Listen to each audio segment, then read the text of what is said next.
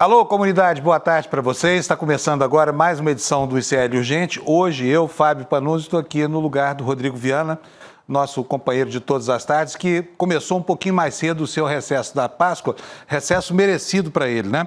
E aqui estão, como você já sabe, já está acostumado, as melhores informações, com a melhor análise, a melhor opinião de toda a internet e os fatos quentinhos. Hoje o nosso programa começa super quente. A Laura Couto está lá na redação, vai falar com a gente aqui agora, trazendo uma informação que acaba de sair. Laura, boa tarde para você, bem-vinda. O que está acontecendo lá em Brasília, Laura? Boa tarde, Panunzi. O presidente da Câmara, Hugo Motta, disse agora há pouco nas redes sociais que ele chegou em um acordo com o deputado Glauber Braga para que ele encerre a greve de fome que já dura 8 dias. Nas redes sociais, Hugo Motta disse em diálogo com a deputada Sâmia Bonfim e o líder do PT, Lindbergh, avançamos o fim da greve de fome. Garanto que após a deliberação da Comissão de Constituição e Justiça, qualquer que seja ela, não submeteremos o caso do deputado ao plenário da Câmara antes de 60 dias para que ele possa exercer a defesa do seu mandato parlamentar. A Heloísa Vilela está lá na Câmara e tem mais informações para a gente, Panunzio. Elô, boa tarde.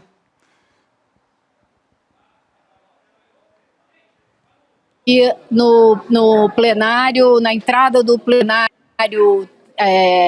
do anexo 3 da Câmara dos Deputados, onde está todo mundo esperando aqui o deputado Glauber Braga para ele dar essa notícia oficialmente de que essa greve de fome vai terminar depois de 9 dias, depois dele já ter perdido 5 quilos. E a imprensa inteira está aqui. Eu vou mostrar aqui para vocês um pouquinho, para vocês terem uma ideia. Está todo mundo esperando aqui pelo Glauber para ele dar essa notícia. Tem muita gente do movimento, de vários movimentos sociais, vocês estão vendo aqui, estavam também fazendo discursos, comemorando o que eles já chamam de uma vitória, porque, afinal de contas, chegou-se a um acordo para pôr fim a essa greve, e um acordo que vai dar ao Glauber o direito que ele não teve na Comissão de Ética. Ele vai ter 60 dias para, dentro do plenário da Câmara, deputado por deputado, defender a causa, né, a manutenção do mandato dele, mostrar a irracionalidade que é essa punição que estão buscando para ele, né? Forças ocultas, como se diz aqui na Câmara dos Deputados. Mas é um acordo, então, que dá ele tempo para negociar, tempo para conversar com os demais deputados. Existe muito interesse em impedir essa cassação, até mesmo de vários deputados da extrema-direita, do Centrão. Ele recebeu visita de deputados do MDB, do PSD, do PL. Então, existe muita gente interessada em derrubar essa cassação, porque seria uma coisa totalmente sem precedentes. Agora, vamos ver o que o Glauber vai dizer, como ele vai descrever esse acordo, que eu sei que ontem eu acompanhei o dia inteiro de negociação. O líder do PT aqui na Câmara, Lindbergh Farias, passou ontem o dia inteiro trabalhando nessa negociação. Hugo Motta não teve feriado adiantado, porque também participou dessa negociação o tempo todo, e claro, a Sâmia Bonfim e o pessoal do PSOL. Agora, o Glauber ainda não deu essa notícia oficialmente, porque ele disse, a gente ouviu da assessoria, que ele não quer bater o martelo no fim dessa greve sem conversar com todos os movimentos sociais que estão o apoiando desde o primeiro dia. Uma decisão que ele tomou sozinho, não foi uma decisão da bancada, mas que contou com amplo apoio da sociedade, dos mais diversos grupos da sociedade, como eu disse, inclusive de deputados da oposição aqui dentro da Câmara. Então agora a gente está esperando o Glauber chegar para ver como que ele vai explicar o acordo. Vocês estão vendo, ó, aqui, ó, vou mostrar para vocês, o pessoal do movimento social mostrando aqui. Estão todos aqui fora. Muitos deles tentaram entrar na Câmara, mas não conseguiram. A Câmara não permitiu a entrada de todos eles. Mas tem um grupo grande lá dentro, em reunião com o Glauber e com o pessoal do PSOL, para bater o martelo nessa decisão e fazer esse anúncio. Então a gente está aqui esperando o Glauber chegar, esperando a Sâmia chegar, esperando a bancada do PSOL chegar. Grande Elô, muito obrigado pelas informações, gente. A Heloísa Vilela vai permanecer lá no plenário e volta a qualquer momento ainda dentro do programa aqui, se houver lá a confirmação do Glauber Braga do fim dessa greve de fome. Agora, ele foi guerreiro, hein? 8 dias sem comer nada, só tomando isotônicos e água, perdeu pelo menos 4 quilos, né? Vai sair slim, vai sair bem magrinho dessa greve de fome, e aí a entrada do Hugo Mota nas negociações dá um novo alento para ele, porque afinal de contas, sabe, os bolsonaristas que ficam aí o tempo inteiro falando de dosimetria da pena, quando o assunto são os golpistas do 8 de janeiro, está querendo impingir a ele uma cassação que nunca foi feita na Câmara dos Deputados. Nunca, jamais se cassou um parlamentar por agressões como essas cometidas pelo Glauber Rocha, né? Enquanto isso, a bancada do PSOL continua junto à Comissão de Constituição e Justiça buscar uma saída, né? Os deputados do PSOL procuraram lá o Paulo Aze, que é o presidente da CCJ, que é do União Brasil, para tentar uma articulação. Por quê? Porque a CCJ é a única instância que pode reverter essa decisão dada pelo Conselho. Não que ela vá mudar o resultado do julgamento, não, mas ela pode anular o julgamento e determinar que seja feito outra vez, né? E nós vamos saber exatamente como é que é isso. Laura, explica pra gente como é que é essa situação toda, por favor. Panunzio, na próxima terça-feira, dia 22, a defesa do Glauber vai apresentar à Comissão de Constituição e Justiça da Câmara um recurso para barrar o processo de cassação do Glauber Braga. A primeira opção da defesa é tentar um requerimento na CCJ, como você mencionou, para que o caso volte ao Conselho de Ética, que poderia rever a punição do Braga. A ideia é alegar que houve um tipo de vício na punição sugerida pelo relator, o deputado Paulo Magalhães, e com isso poderia haver a indicação de um novo relator para o caso. A mudança de relator também pode acontecer se Magalhães não for reconduzido como membro do Conselho, que vai ter aí a sua composição renovada na próxima semana. Se a estratégia na CCJ falhar, a ideia é que algum partido apresente uma emenda no plenário. Rodrigo? Desculpa, Panunzio. Não tem problema, nós estamos acostumados com o Rodrigo mesmo, né, Laura? Daqui a pouquinho a Laura volta para informar mais a gente aqui. Olha, como eu falei, a CCJ não pode mudar o que foi decidido pelo Conselho de Ética, mas se o Paulo Magalhães não for reconduzido na semana que vem, muda o relator, né? E aí só Deus sabe o que vai acontecer. Tomara que muito, porque não tem, é uma iniquidade isso que estão tentando fazer com o Glauber Braga. E na CCJ, hoje, diferentemente da legislatura passada, existe uma posição de equilíbrio relativo ali entre oposicionistas, né, bolsonaristas e governistas. A CCJ tem 66 deputados, entre 25 e 30 são considerados bolsonaristas e entre 30 e 35 são considerados governistas. Então vamos ver se isso funciona a favor de uma causa justa, né? E olha, gente, não tem bronca só para o pessoal do pessoal, não. Tem bronca também para gente do governo, gente grande do governo, né? O diretor-geral da ABIN, o Luiz Fernando Correia, está com o depoimento marcado para agora à tarde, né? Porque na Polícia Federal vai depor sobre possíveis interferências dele no processo que apura a ABIN paralela, né? Está previsto ainda o depoimento do número 2 do órgão, que se chama Alessandro Moretti, foi demitido pelo Lula em janeiro do ano passado. De acordo com uma reportagem da Folha, os investigadores estão decididos, determinados a indiciar Luiz Fernando Correia no inquérito que apura o suposto uso ilegal do órgão durante o governo do Jair Bolsonaro. Mais uma vez com você, Laurinha, explica pra gente, por favor. Panunzio, o Luiz Fernando Correia e o Alessandro Moretti chegaram às 15 horas hoje na sede da PF. A suspeita é que o chefe da agência de inteligência da gestão tenha tentado atrapalhar as investigações, dificultando a apuração do caso. Com base nas provas colhidas até agora, os investigadores teriam decidido que há sim elemento suficiente, incluindo dezenas de testemunhas, para indiciar o Correia e o Moretti, que é o ex-número 2 da ABIN. O cenário só pode mudar caso os dois apresentem defesas irrefutáveis, o que é considerado aí improvável. A ABIN negou e afirmou ter colaborado no inquérito e atendido a todos os pedidos dos investigadores. Panunzio. Muito bem, Laura, obrigado. A Laura já volta aqui para falar com a gente, tá bom? Olha, do que o Luiz Fernando Correia está sendo acusado? Ele teria tido maus humores durante as reuniões para tratar dessa confusão toda do inquérito da ABIN paralela.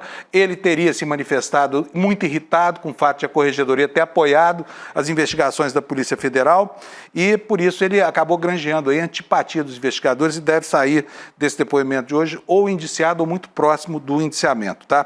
Mas parece que esse inquérito não vai andar tão rápido assim, porque a Polícia Federal tem que concluir ainda, né, o inquérito da trama golpista, antes de começar a trabalhar sobre a ABIN paralela. E aqui a gente vê aqui, olha, o PF deve concluir, na matéria da Folha de São Paulo, o inquérito da ABIN paralela só após um novo relatório sobre a trama golpista. Então, ainda tem muita água para passar embaixo dessa pontezinha. E no meio de todo esse enrosco, a Folha divulgou que o Lula fez uma reunião no Palácio do Planalto, lá com os chefes da ABIN, para cobrar explicações sobre aquele grampo ao Paraguai, sobre o processo de espionagem contra o Paraguai. Essa reunião aconteceu no gabinete do presidente Lula, depois que o governo já havia soltado uma nota em que atribuía essa operação desastrada de espionagem contra o nosso vizinho aí, ao governo anterior, né? E a reunião foi descrita como uma reunião muito tensa, né? E, enfim, não é fácil, não é tranquila essa explicação, não. O Paraguai está bem irritado com essa história toda, cancelou, inclusive, as negociações para a renovação do contrato da Itaipu Binacional, né? Gente, agora vamos falar sobre um outro assunto. Lá nos Estados Unidos, a situação que o governo Trump, de desconforto social que o governo Trump está gerando é algo inacreditável. Ele está metido numa cruzada absurda contra as universidades. Parece muito aquele clima que havia na Alemanha dos anos 30, em 1933, né, quando os intelectuais acabaram entrando no alvo dos nazistas. Hoje são os fascistas do governo dos Estados Unidos que estão lá aborrecendo os universitários, a academia americana, né? Ontem, o Departamento de Segurança Interna dos Estados Unidos disse que a Universidade de Harvard, talvez a universidade mais importante do mundo, vai perder, está na iminência de perder o direito de matricular estudantes estrangeiros, caso não atenda aos maus humores do Trump, né? A secretária do departamento, que se chama Kristi Noem, também anunciou a rescisão de 2 bolsas de estudos, né, no valor de $2.700.000, mas a perda pode ser muito maior.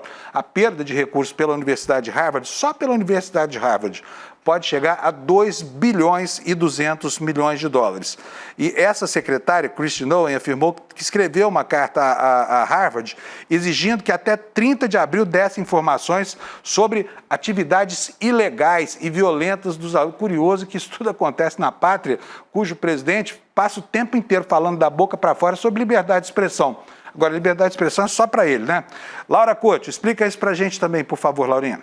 Panunzio, o governo americano exigiu nas últimas semanas uma série de ações aí contra as universidades com a condição de evitar a retirada de subsídios. Na segunda-feira, Harvard já tinha rejeitado as exigências feitas por Donald Trump. Só que em retaliação, o governo anunciou o congelamento aí de $2 bilhões, quase 13 bilhões de reais, em fundos federais e ainda ameaçou retirar as vantagens fiscais. O governo do Trump ainda exigiu um pedido de desculpas formal da universidade. Panunzio. Pois é. Difícil, né? Gente, agora, o problema todo é o seguinte, os Estados Unidos não estão metidos apenas nessa cruzada contra as universidades, não. Tem muito mais coisas. Por exemplo, o direito à cidadania ou à naturalidade americana para filhos de imigrantes está correndo risco lá nos Estados Unidos, né? Por quê? Porque o Trump está tentando acabar com a tradição secular do direito americano, que é o de obter a cidadania pelo nascimento. É igualzinho acontece aqui no Brasil. A pessoa nasceu em solo brasileiro, ela é considerada brasileira. Ao contrário da Europa, em que para você ser considerado cidadão de um determinado país, você precisa ser filho de cidadãos daquele país. Só que agora a justiça resolveu acabar com essa festa, resolveu barrar essa história toda, né, de proibição da cidadania por direito de nascença. Chama ius sanguinis, né, direito de sangue. E, enfim, mas o Trump está lá disposto a negar a cidadania a recém-nascidos se nenhum dos pais for americano nato. Ou seja, filhos de imigrantes que estão nos Estados Unidos não necessariamente seriam mais americanos, né? E tem muitas outras repercussões sobre essa maneira estranha de governar, né? Esse que é a maior economia do mundo, né? Porque o Trump gerou uma repercussão gigantesca no mercado de ações, e isso diz respeito à economia popular americana. Diferente do Brasil aqui, onde o mercado financeiro é só para os bacanas, nos Estados Unidos todo mundo tem poupança baseada em ações, tá? E mais um dia caótico aconteceu para gigantes da tecnologia, as Big Techs caíram mais na Bolsa de Valores. E desde que houve o início das tarifas, como a gente vê aqui, olha, a Apple, a Amazon, a Meta, a Tesla, acabaram caindo mais de 10% depois do anúncio do tarifaço. O que acontece com isso, gente? O que acontece é o seguinte, imagina o seguinte, de cada 10 cidadãos americanos adultos, 6 têm poupança em ações. Então, quando a gente fala aqui, ó, a Nasdaq caiu tanto, é o patrimônio dessa gente que está em risco. Então, eles estão apavorados lá nos Estados Unidos com essa perspectiva do que está acontecendo, tá bom? Agora, vamos falar um pouquinho sobre o clima político aqui no Brasil, né? Vamos saber como é que anda a história toda em relação a essa tentativa de estabelecer um processo de anistia via ação da Câmara dos Deputados. O líder do PL na Câmara, ele se chama Sóstenes Cavalcante, como você já sabe, disse que o Bolsonaro vai dar o aval a um novo texto de um projeto de lei da anistia para os presos no 8 de janeiro, para tentar facilitar a tramitação desse projeto. Só que não se sabe exatamente que texto é esse a que o Sóstenes está se referindo, né? Mas a Laura está aqui para explicar para a gente e eu vou perguntar para a Laura que história é essa, Laura? Qual é a deste texto? Pois é, Panunzio, o deputado Sóstenes Cavalcante, ele disse que o quadro de saúde do ex-presidente Jair Bolsonaro não afeta em nada as articulações pelo projeto na Câmara aí, pela anistia, que o ex-presidente está mesmo disparando aí mensagens de WhatsApp de dentro da UTI. Ele disse, abre aspas, Bolsonaro já deixou tudo pavimentado. A palavra final é dele, do texto, mas quando estiver pronto, bato com ele. Se não puder visitar no hospital, posso mandar por WhatsApp ou pela Michelle Bolsonaro. Veja aí, Panus.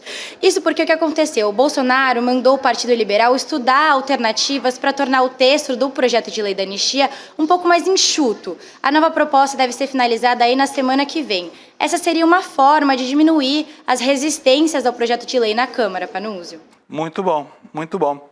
Então, nós temos aí, né, a fala do Sóstenes de que Bolsonaro vai dar aval, mas qual é o aval a quê? Aval a quê exatamente, né? Olha, de acordo com o boletim divulgado pelo Hospital DF Star, lá em Brasília, onde está o Bolsonaro, ele está tendo boa evolução clínica, continua sem previsão de alta da UTI. Agora o problema da anistia ganhou um novo interlocutor, gente. Olha, engraçado, né? Veja só quem é que vai negociar a evolução dessa discussão. Michel Temer, um notório golpista, né? Mas, pelas primeiras manifestações do Temer, até que o assunto parece palatável, porque ele falou aqui em reduzir penas e não em conceder uma anistia de fato. Se reduzir pena não resolve a questão do Bolsonaro, né? Bom, mas a gente sabe como é que é a cabeça do Temer. O Temer é um sujeito que tem uma grande antipatia pelo fluxo normal das instituições e já fez o que fez lá atrás com Dilma Rousseff. Portanto, né, muita água vai passar por baixo dessa ponte e eu quero lembrar aqui o Barão de Tararé para vocês, que falava que de onde nada se espera, daí é que não sai nada mesmo. Olha, o governador do Rio Grande do Sul, Eduardo Leite, indicou a aliados, já até confirmou, tá? Que vai sair do PSDB. Nos bastidores, é dada como avançada a negociação dele com o PSD do Kassab, né? E já tem até data marcada, tá bom? As conversas começaram em novembro do ano passado e a Laura vai mais uma vez contar pra gente como é que está a evolução disso, Laura.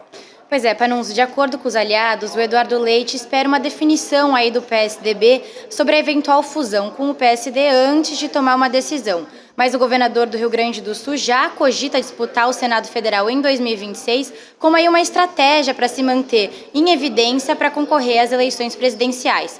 Ontem, o Eduardo Leite disse numa publicação no X o seguinte, vamos colocar aí na tela. Qualquer decisão sobre o meu futuro partidário será tomada apenas após a conclusão desse processo interno, que terá um desfecho até o fim do mês de abril, Panunzio.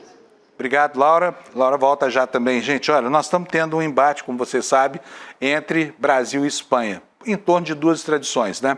Uma que foi negada pela Espanha e outra que acaba de ser negada pelo Alexandre de Moraes, num processo de estabelecimento de uma relação respeitosa de reciprocidade, né? O governo Lula está preparando um recurso contra uma decisão da Justiça da Espanha que resolveu não extraditar, aqui no meu roteiro está escrito influenciador bolsonarista, mas eu digo que aquele é um agente do caos bolsonarista, né? Um dos principais agitadores, eu costumava chamar de terrorista, Oswaldo Eustáquio. Ele é alvo de 2 mandados de prisão por parte do Supremo Tribunal Federal por prática de crimes contra a democracia e por corrupção de menores, a própria filha dele, né? E mais uma vez a Laura vai nos explicar o que é isso, Laura. Panunzio, o governo federal decidiu aí interferir nesse embate entre o Moraes e a Justiça da Espanha, depois que o ministro teve o pedido de extradição negado, né, do Oswaldo Eustáquio. Segundo Moraes, o governo espanhol desrespeitou o requisito da reciprocidade. Só que no recurso, o governo pretende aí argumentar que o papel do Eustáquio não era apenas de crítico da gestão do governo Lula, mas mostrar as ações dele contra a democracia. O recurso deve ser elaborado em colaboração com a AGU e os advogados espanhóis que estão acompanhando o caso, Panunzio. Ok, Laura, obrigado para você. Laura volta já também, gente. Olha, eu só quero dizer aqui para vocês, complementando a informação, que essa negativa da Espanha, né, gerou uma negativa do governo brasileiro. O governo espanhol pretendia conseguir a deportação de um cidadão búlgaro chamado Vasil Georgiev Vasilev. A Espanha queria porque esse sujeito está condenado lá e está vivendo aqui no Brasil. E aí, como a Espanha resolveu não fazer a extradição do Oswaldo Eustáquio, o ministro Alexandre de Moraes negou essa extradição, né? E vale lembrar aqui que a Justiça da Espanha negou, não foi só um, foram 2 pedidos de deportação do Oswaldo Eustáquio. Gente, os horrores lá no Oriente Médio não param de acontecer, sabe? As cenas são cada vez mais tristes, né? E emblemáticas de um tempo de absoluto desrespeito e até falta de apego por lições que a história deveria ter ensinado e não ensinou. Hoje aconteceu uma sequência de bombardeios na faixa de Gaza e sabe quantas pessoas morreram? Pelo menos 40. E depois esses números vão escalando, né? Essa guerra entre Israel e Hamas foi retomada no dia 18 de março, né? Depois de 2 meses de trégua do conflito. Uma trégua bem meia boca. E desde então, pelo menos 1.691 palestinos já morreram, segundo o Ministério da Saúde de Gaza. Também sobre isso, a Laura tem mais detalhes para nós. Laura. Panunzio, a retomada dos ataques em Gaza é uma aposta do governo do primeiro-ministro Benjamin Netanyahu para que os reféns sequestrados lá no dia 7 de outubro de 2023 sejam libertados. Desde essa escalada de tensão ali na região, milhares de crianças foram vítimas desse genocídio do Benjamin Netanyahu. Uma delas foi o Mahmoud Ajour, de 9 anos. Ele teve o braço decepado e um outro mutilado enquanto ele fugia de um ataque israelense em março de 2024, então no ano passado. Quando ele percebeu aí que teria os 2 braços amputados, ele disse à sua mãe: "Como eu vou te abraçar agora?" Essa foto que a gente está vendo é uma foto dele depois da cirurgia, um exemplo de superação aí diante de tantas mortes. Ela foi premiada pelo concurso World Press Photo. A imagem foi feita pela fotógrafa palestina Samar Abu para o New York Times e ela foi eleita como foto do ano de 2025, Panunzio. Pois é, preciso lembrar aqui do poder de persuasão que essas imagens têm. Basta lembrar que uma foto de uma menina, né, incendiada por desfolhante laranja, com a pele toda ardendo, encerrou a guerra do Vietnã. E a gente não vê a hora, né, Laura, de que esses massacres lá na faixa de Gaza cessem. Mas nós temos informação de Brasília, é isso, Laura? É isso mesmo. Na verdade, agora o deputado Lindbergh Farias, líder do PT da Câmara, ele disse na rede social X: "Quero te agradecer pelo espírito de conciliação, capacidade de negociação, presidente Hugo Mota. Um gesto importante nessa quinta-feira santa. Graças a Deus. Parabéns, Glauber e Sâmia, pela resiliência e força. Uma boa Páscoa a todos." Ele disse isso. Agora eu queria chamar a Elô, que está lá em Brasília com mais atualizações. Oi, Laura. Pois é, o deputado Lindbergh Farias, quando saiu daqui, porque ele estava em reunião aqui, saiu e falou com a imprensa, falou justamente o que ele colocou nessa mensagem nas mídias sociais. Agradeceu ao Hugo Mota, disse que foi um passo importante, que houve acordo, que agora vai ter tempo para o Glauber apresentar o caso dele dentro do parlamento, que é uma conquista importante, né? Porque o processo que a gente viu na comissão de ética não deu a Glauber a menor chance, né? Os argumentos dele caíam no vazio porque o relator não estava nem um pouco interessado em ouvi-los. Foi o que ficou muito claro para a gente. Agora, aqui, cada minuto que passa, chega mais um jornalista, chega mais uma equipe, vocês estão vendo que já está lotado, todo mundo esperando. A última informação que eu recebi é que daqui a 5 minutos o Glauber Braga vem conversar com a gente, vai dar notícia da decisão que ele tomou, né? Ele que tomou essa decisão 9 dias atrás de entrar em greve de fome, uma decisão individual, mas que preocupa, claro, a família dele. O pai dele está aqui, muito preocupado, acompanhando isso há 3 dias. Claro que a Sâmia Bonfim, a companheira dele também, toda a equipe do PSOL muito preocupada com a saúde dele. Agora o Glauber é testado todo dia, tem médicos que vêm aqui e dão assistência a ele todo dia. Eles contaram hoje conversei com a médica, na hora que ela saiu, ela disse que colheram mais sangue, ele já perdeu 5 quilos, mas está bem. Então vamos ver como é que ele se apresenta daqui a pouco, Panuzzi. Muito obrigado, Elo. Obrigadíssimo para você, tá? Elo entra a qualquer momento que ela tiver outras informações lá de Brasília. E agora, gente, nós vamos falar sobre um recuo civilizatório. Teve uma decisão hoje, lá na Inglaterra, do Suprema Corte, muito ruim, principalmente para o movimento feminista e para o movimento LGBT.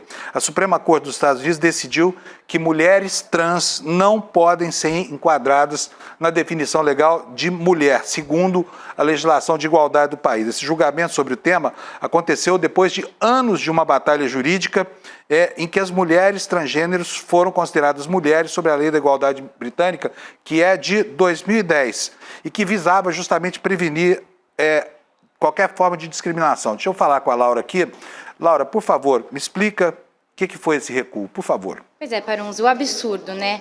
Ao anunciar essa decisão, o vice-presidente do tribunal, o Lord Hodge, ele disse que a decisão unânime é que os termos mulher e sexo, na Lei de Igualdade de 2010, se referem a mulheres biológicas e sexo biológico. No entanto, ele reforçou aí que a decisão da Justiça Britânica não causa desvantagem às pessoas trans, porque elas estariam protegidas na Lei de Antidiscriminação e de Igualdade. Veja só. Mas o jornal britânico Daily Telegraph foi na contramão disso e comemorou a decisão. A manchete na capa, como a gente pode ver aí na imagem da edição, foi Trans women are not women, ou seja, mulheres trans não são mulheres. Veja que absurdo, Panunzio. É um baita de um absurdo mesmo, viu? Ô, Laura, você leu os livros que a J.K. Rowling escreveu, Harry Potter? Eu li, pois é, eu li. Pois é, inacreditável, mas ela, né, uma escritora tão famosa, consagrada no mundo inteiro, foi a ponta da lança desse movimento que gerou essa reversão na Suprema Corte. Ela já desde 2019, ela atua lá criticando fortemente os movimentos LGBTQIA+, e aí hoje comemorou essa vitória. Foi ela quem colocou a capa do Daily Telegraph no ar, que está dizendo ali, ó, mulheres trans não são mulheres. Tá? É isso que diz a capa do Daily Telegraph. E olha, as posições da J.K. Rowling são tão reacionárias, são tão conservadoras, que os próprios atores da série do Harry Potter já se insurgiram contra ela, né? Deploraram as posições que ela vem sustentando, que ela assumiu ao afrontar a causa da igualdade, da liberdade de gênero e afrontar também os movimentos LGBT. E por falar em Inglaterra, nós temos um outro fenômeno acontecendo lá na Inglaterra, está na capa do The Guardian agora, tá? Vamos mostrar aqui para vocês, olha, essa aqui é a capa do The Guardian, a notícia entrou agora à tarde também. A maior empresa de carnes do mundo pode quebrar novamente promessas de desmatamento na Amazônia. Pecuaristas brasileiros no Pará e em Rondônia dizem que a JBS dos irmãos Batista não conseguirão atingir uma meta de gado livre de desmatamento. E aí eles colocam aqui alguns emblemas brasileiros. Mas, na verdade, a reportagem parte dos depoimentos de 35 fazendeiros que negaram que a JBS vá conseguir implementar um programa de rastreamento da carne bovina, né? E o que eles falam é que há muito atraso, que há muita resistência e que a situação fundiária nas áreas de interesse de regularização, que a situação dessas terras são muito complicadas. Por quê? Porque uma boa parte foi grilada, a outra era terras devolutas que foram sendo ocupadas, né? Enfim, a JBS respondeu a essa matéria aqui, dizendo que não é verdade, que ela tem 40 mil fornecedores e que está tudo certo, há dificuldades, mas que vão ser superadas, né? Deixando entender que a matéria adotou um tom sensacionalista. Portanto, segundo ela, o programa está em curso. Gente, olha, deixa eu falar uma coisa para vocês. Isso é bastante interessante para vocês. O ICL é uma empresa que faz um jornalismo independente. A gente sabe exatamente aqui quanto custa para o jornalista não ter liberdade para trabalhar, porque aqui a gente tem liberdade total, tá? E no dia 27, às 8 horas da noite, daqui a 10 dias, nós vamos levar ao ar um documentário aqui que fala sobre o comportamento de um grande jornal brasileiro. A gente, quando faz a crítica da grande imprensa, a gente sempre fala, olha, os jornais são muito à direita, os jornais apoiaram o Bolsonaro, os jornais, mas na década de 70 não era só isso.